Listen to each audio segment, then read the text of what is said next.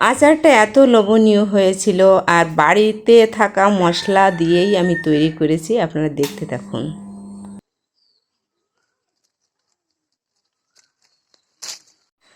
গাছে অনেক আম হয়েছে, আর আচার বানানোর জন্য একেবারে পারফেক্ট হয়েছে। তো আমি আচার বানানোর জন্য আমগুলো আগে নিয়ে আসি গাছ থেকে পেড়ে।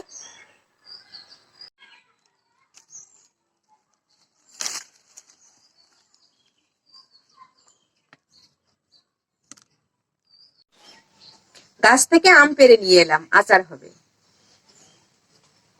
নমস্কার, আমি শর্মা। চলে এলাম রান্নাঘরে, শর্মা কিচেনে সকলকে স্বাগত।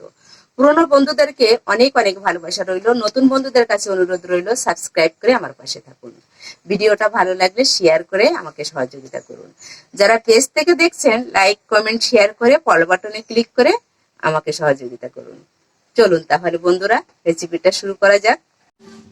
আমগুলো ধুয়ে নিই।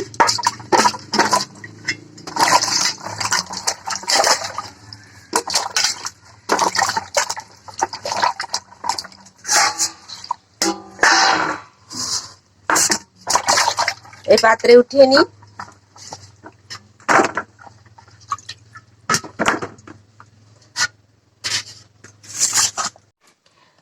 এই আমে একটুও জল থাকবে না, সেভাবে আমি মুছে নিই।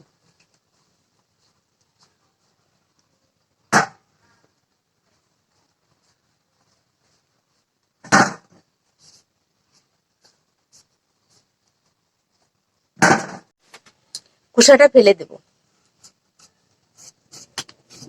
অনেকে খোসা রেখে তৈরি করে, তো আমি খোসাটা ফেলে দিয়েই আচারটা তৈরি করব।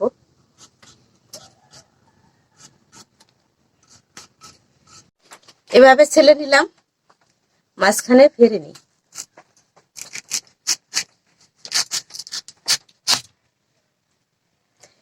এই আচার বানানো আমগুলো এই ভিতরের অংশটা একটু শক্ত হলে ভালো হয়। তো দেখেন একটু শক্ত হয়েছে।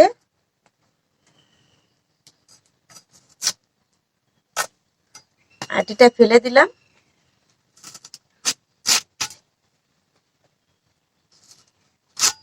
এভাবে কেটে নিই।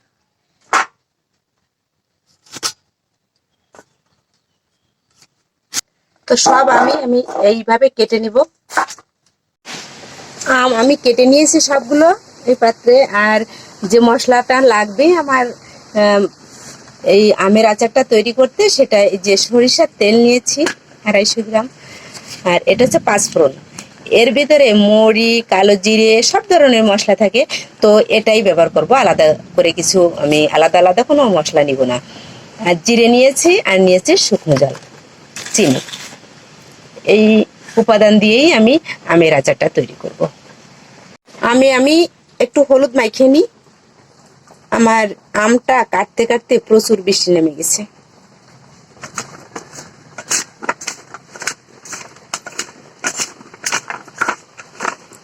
লবণটা আমি দিব না, দিলে হচ্ছে মানে লবণ থেকে জল গলে যাবে। এই জন্য আমি এখন লবণ দিব না। লবণ তো অবশ্যই একটু দিতে হবে, তো আমি দিব হচ্ছে পরে। তো হলুদটা মাখিয়ে আমি এই পাশে রেখে দিই। এখন আমি মশলাটা তৈরি করে নিই। ফোনে দিয়ে আমি আগুনটা জ্বালিয়ে দিয়েছি। কড়াইটা গরম হয়ে গেল, তো এখন আমি শুকনো চালটা প্রথমে দিই। একটু ভাজা ভাজা হওয়ার পরে আমি বাকি মশলাগুলো দিয়ে ভেজে নেব। ঝালগুলো একটু ভাজা ভাজা হয়ে উঠেছে। পাঁচফোড়নটা দিয়ে দিই।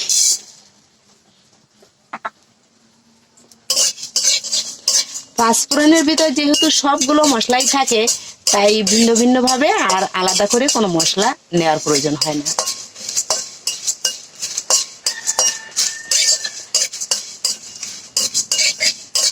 তবে আমি এর ভিতরে একটু জিরে দিব।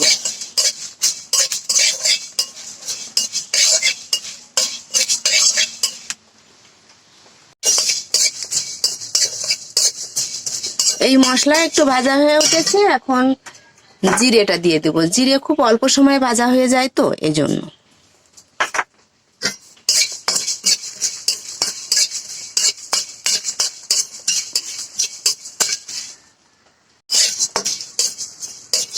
মশলাটা আমার ভাজা হয়ে গেল, এখন নামিয়ে নিই। মশলাটা ঢেলে রেখে আমি কড়াইটা আবার উনুনে দিয়েছি। এখন কড়াইয়ে তেল দিয়ে দিই।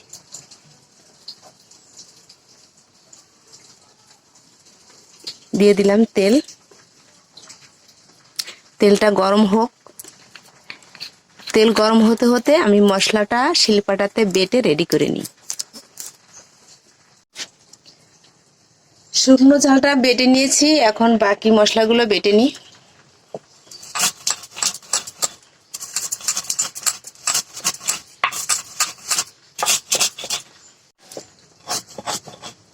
আচারের মশলা খুব বেশি মিহি করতে নেই, তো আমি একটু দানা দানা আছে এভাবেই বেটে নিয়েছি।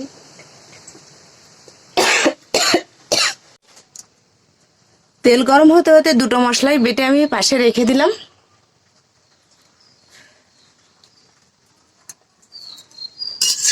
একটু নাড়িয়ে নিলাম তেলটা। তেলের ভিতরে আমি দুটো শুকনো ঝাল ফোড়ন দিয়ে দিলাম।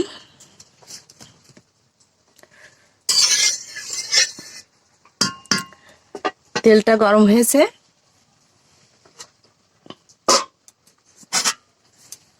কেটে রাখা আমগুলো ছেড়ে দিলাম।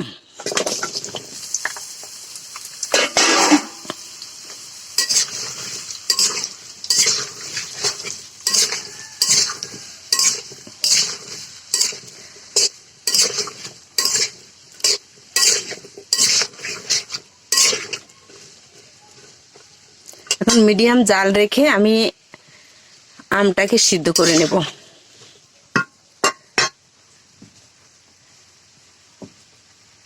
দিয়ে দিলাম স্বাদ মতন লবণ।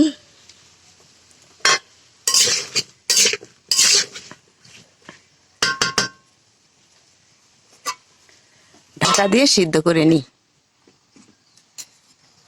খুব বেশি জোরে জাল করা যাবে না, কিন্তু মিডিয়াম জাল রেখেই এটা সিদ্ধ করে নিতে হবে।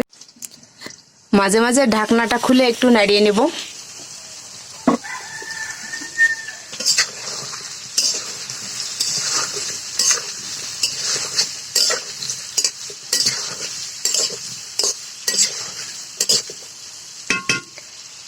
আবার ঢাকা দিয়ে দিই।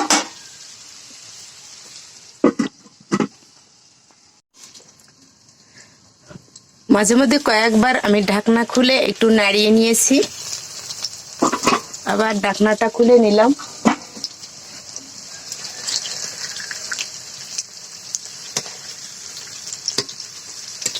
এভাবে আলতোভাবে আমি উল্টিয়ে দিই।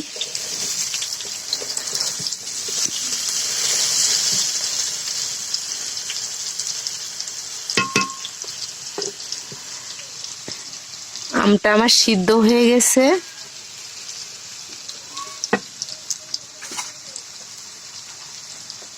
স্বাদ মতন লবণটা তো আমি আগে থেকেই দিয়েছি, এখন চিনি দিয়ে দিই।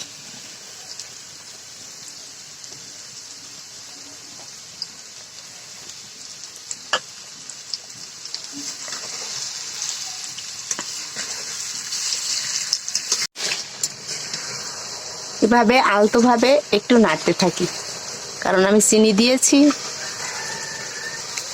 খুব জোরে জাল করা যাবে না, কিন্তু একেবারে অল্প জাল করতে হবে না, মিডিয়াম জাল রাখতে হবে।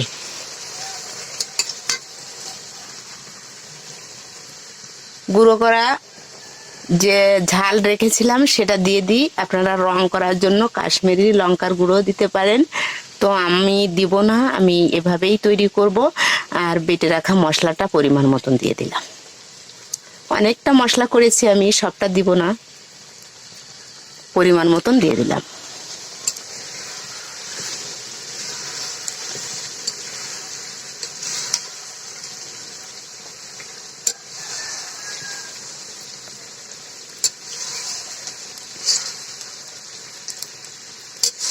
এই আচারটা আপনার রোদে দেয়া লাগবে না, এমনিতে আপনি বাড়িতে সংরক্ষণ করতে পারবেন।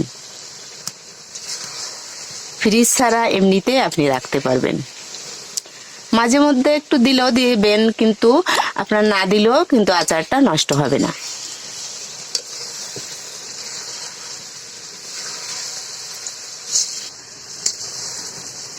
আমার আচারটা কিন্তু রেডি হয়ে গেছে।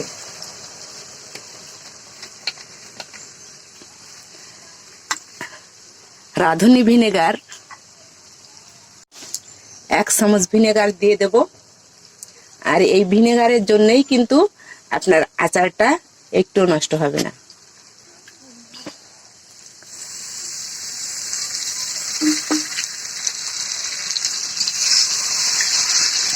ভিনেগার যদি না থাকে আপনারা লেবু পাতে যে লেবু থাকে সেই লেবুর রসটা দিতে পারেন, সেটা তো ভালো থাকে। তো এখন আমি নামিয়ে নিই, নামিয়ে ঠান্ডা করে পাত্রে রেখে দেব। আচার নামিয়ে আমি ঠান্ডা করতে রেখেছি। এভাবে আচার তৈরি করলে একটু রৌদ্র দিয়ে এই পাত্রে উঠিয়ে নিই।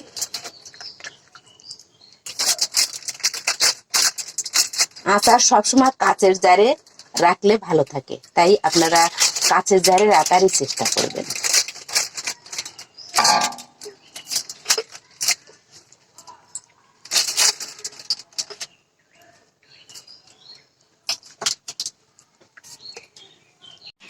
তো কাঁচের জারের ভিতরে আমি উঠিয়ে নিলাম, কাঁচের জারের ভিতরে আমি উঠিয়ে নিলাম। আর কাঁচের জারে রাখলেই কিন্তু সব সময় ভালো থাকে আচার, এই জন্য কাঁচের জারে রাখার চেষ্টা করবেন।